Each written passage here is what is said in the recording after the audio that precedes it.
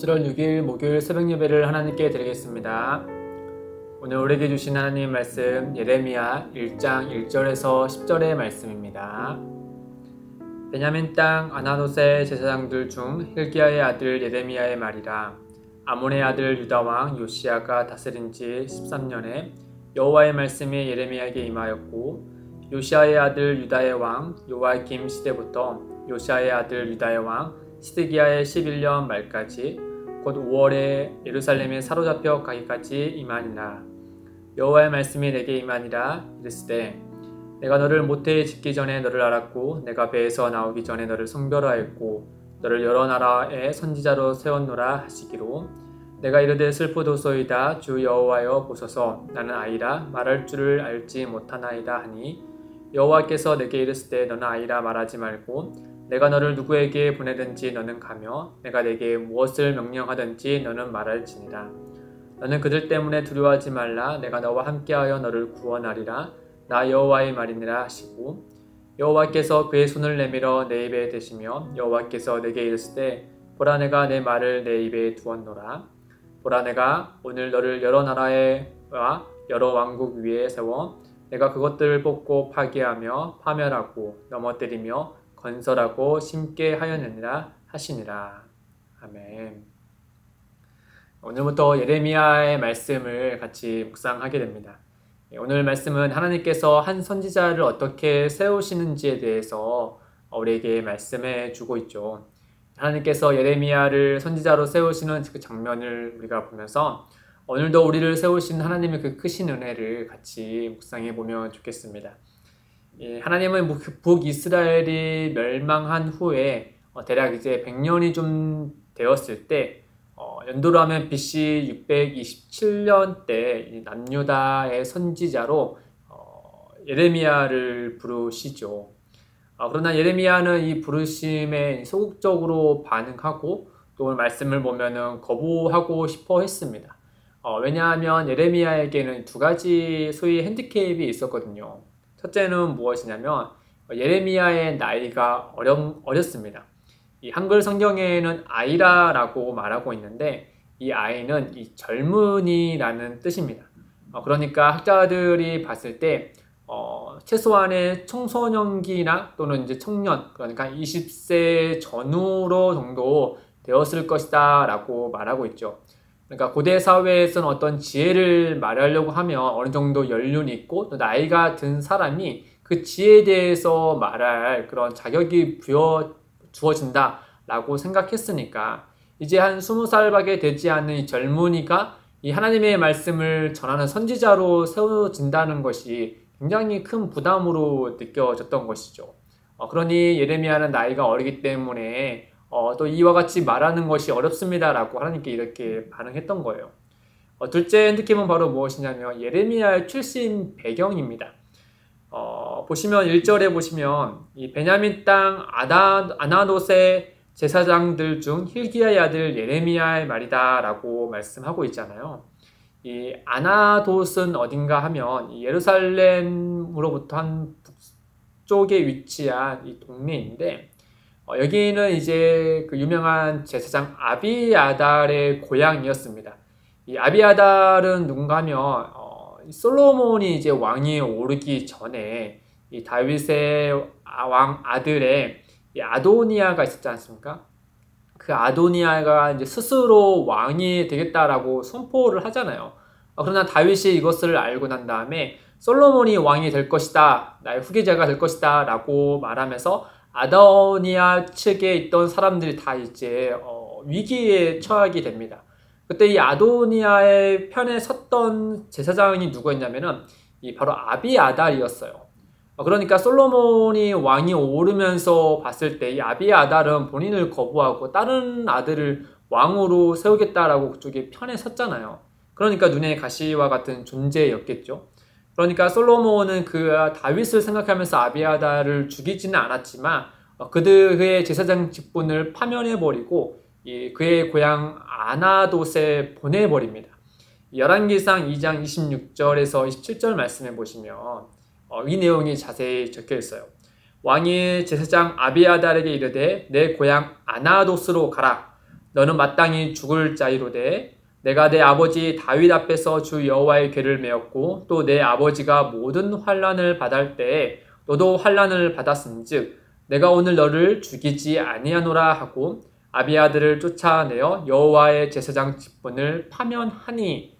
그러니까 우리의 사고로 보면 유배를 당한 것이죠. 이제 유배를 당한 그 아비아달이 이제 간 곳이 바로 어디냐, 그의 고향 아나돗이었다라고 하는 것이죠. 근데 그 아나돗에서 누가 나왔냐면은 hil기야의 아들 예레미야가 그곳에서 거주했던 거예요. 그러니까 예레미야의 스스로 봤을 때는 본인은 아이고 또 출신 배경을 봤을 때 비주류에 해당되는 사람이었으니까 이 하나님의 크신 그 일을 담당하기에는 너무나 부담스럽게 느껴졌다라고 하는 거죠. 그런데 하나님은 그 예레미야의 그 모든 상황을 다 아셨어요. 그의 두려워하는 것도 아셨죠. 그렇지만 하나님은 그를 세우시면서 그에게 일종의 주님의 맡기신 그 일을 감당할 수 있도록 세 가지로 나눠서 확신의 말씀을 해주고 계세요. 첫째로 어떠한 확신을 그에게 주시냐면 하나님께서 예레미야 너를 택한 것은 은혜로 택한 것이다 라는 점을 말씀해 주고 있어요. 5절에 보면은 내가 너를 모태에 짓기 전에 너를 알았고 내가 배에서 나오기 전에 너를 성별하였고 너를 여러 나라의 선지자로 세웠노라 하시기로. 이 모태에 짓기 전에 너를 알았고 내가 배에서 나오기 전에 너를 성별하였고. 이 말은 하나님께서 예레미야를 택하신 것은 그의 배경과 또 그의 됨됨이 때문에 택한 것이 아니다 라고 말씀하고 있는 것이죠.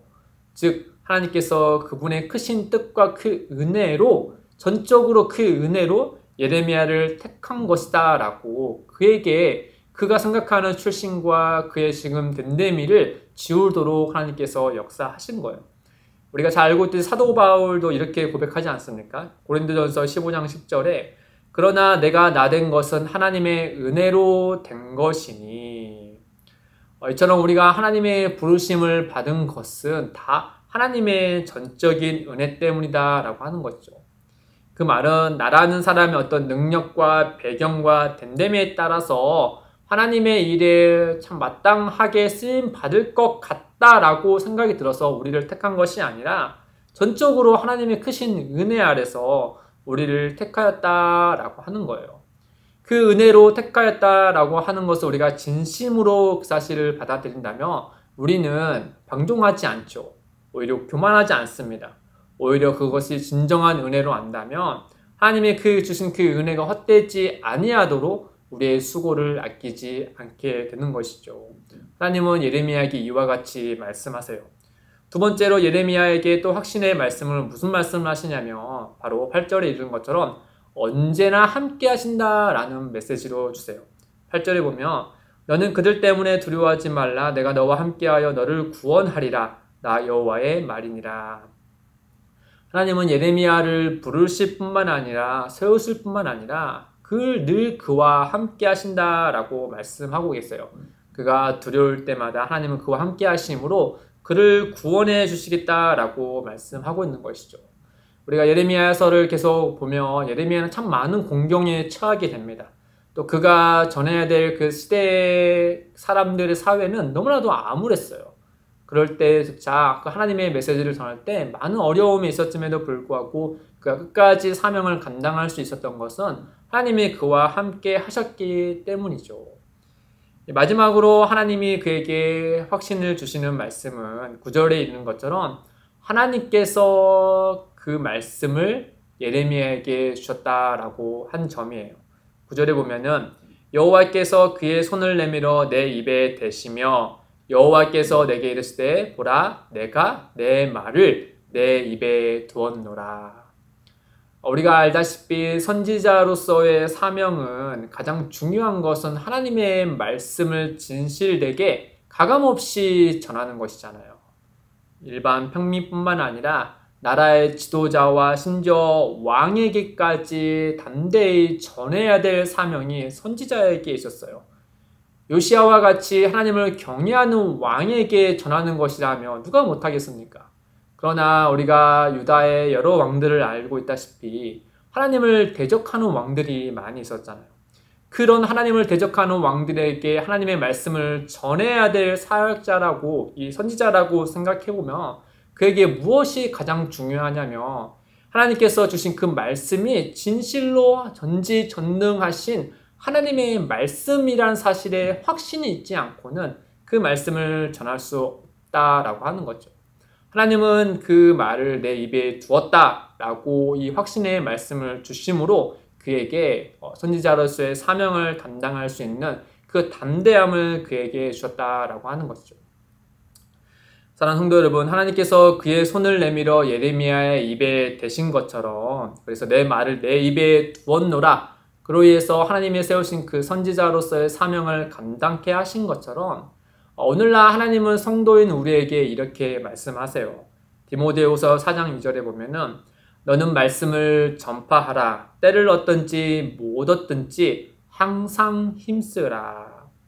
우리 모두는 예레미야와 같이 예수 그리스도 안에서 하나님의 부르심을 받은 성도이죠.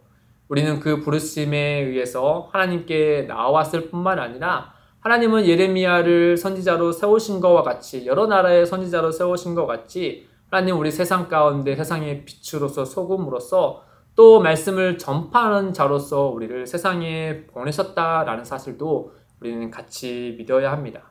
그래서 우리에게 하나님은 가정에 우리를 보내시고 직장에 우리를 보내시고 세상에 우리를 보내심으로 인하여서 하나님께서 우리 마음 가운데 주신 그 말씀을, 그 복음을 우리의 입술로, 우리의 생각으로, 우리의 삶으로 전파하시기를 원하신다라고 하는 거예요. 그 일을 위하여서 하나님은 우리와 함께 하시고 그 일을 위하여서 하나님은 우리를 은혜로 택하여 주셨다라고 하는 것이죠. 사랑하는 성도 여러분, 오늘 하루를 지내면서 우리의 입술과 우리의 삶으로 이 하나님의 그 거룩하심을 아름답게 전파하고 드러내시기를 주님의 이름으로 축복드립니다. 함께 기도하겠습니다. 크신 하나님, 우리를 은혜로 택하여 주시고 날마다 우리에게 말씀해 주셔서 감사합니다. 늘 진실하게 주의 말씀을 듣고 보게 하시고 믿음으로 말씀을 따를 수 있도록 우리의 삶을 인도하여 주옵소서. 감사하며 예수님의 이름으로 기도드립니다. 아멘. 오늘도 두 가지의 기도 제목을 놓고 기도하겠습니다. 첫째, 은혜로 택하시고 늘 말씀으로 우리의 삶을 인도하시는 하나님을 바라보며 오늘의 삶을 거룩히 살아가게 하옵소서. 둘째, 기쁨이 되는 교회가 하나님의 부르심에 바르게 응하여 주의 말씀을 온전히 전파하는 교회가 되게 하옵소서. 이를 위해 함께 기도하며 나아가겠습니다.